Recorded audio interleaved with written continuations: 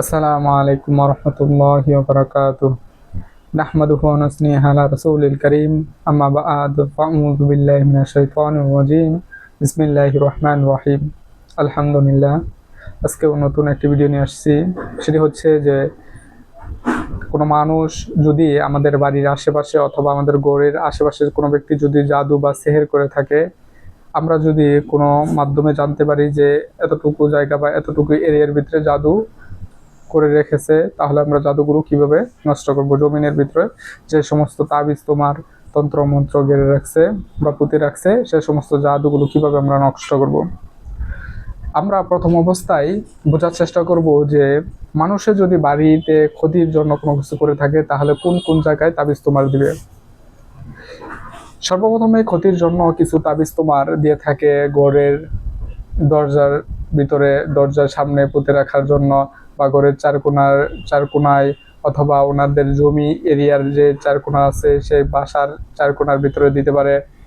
এরকম জায়গায় যদি কোনো ব্যক্তি জাদু বা সেহের দিয়ে থাকে, এরকম যদি উদ্দেশ্য করতে পারেন বা চিহ্নিত করতে পারেন, তাহলে এটা আরো ভালো হয়। আর যদি চিহ্নিত না করতে পারেন, তারপরও এই আমলটি করবেন আপনাদের ওই এরিয়াতে, অর্থাৎ আপনার ঘরের আশেপাশে যে সমস্ত জায়গাতে মানুষ কর্তৃপক্ষ অথবা জিন কর্তৃপক্ষ যদি কোনো ক্ষতি করে থাকে, তাহলে এই আমলের মাধ্যমে আপনাদের সমস্ত জাদুগুলো ধ্বংস হয়ে যাবে।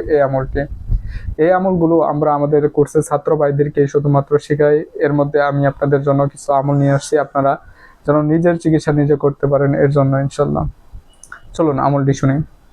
সর্বপ্রথমে আপনারা ইস্তেগফার এবং দরুদ শরীফ পড়বেন 11 বার। তারপর সূরা রহমানের 26 নম্বর আয়াত, কুল্লু মান আলাইহা ফান কুল্লু মান আলাইহা ফান, এটা পড়বেন 101 বার। 101 বার পাঠ করে কিছু পরিমাণ পানি নেবেন, এই পানিতে ফু দিয়ে নেবেন। যদি পারেন এই পানিতে সামান্য পরিমাণ লবণ নিয়ে নেবেন। লবণটা নিলে ভালো হয়, যদি না নিতে পারেন কোনো সমস্যা নেই।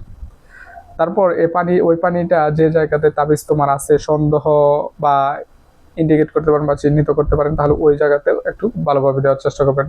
বিশেষ করে এই সমস্ত জায়গাতে, যে সমস্ত জায়গার কথা বলা হয়েছে, দরজা এবং ঘরের চার কোনায় অথবা জমির আশেপাশে যতটুকু বাড়িতে এরিয়া আছে, এতটুকু জায়গায় দেওয়ার চেষ্টা করবেন।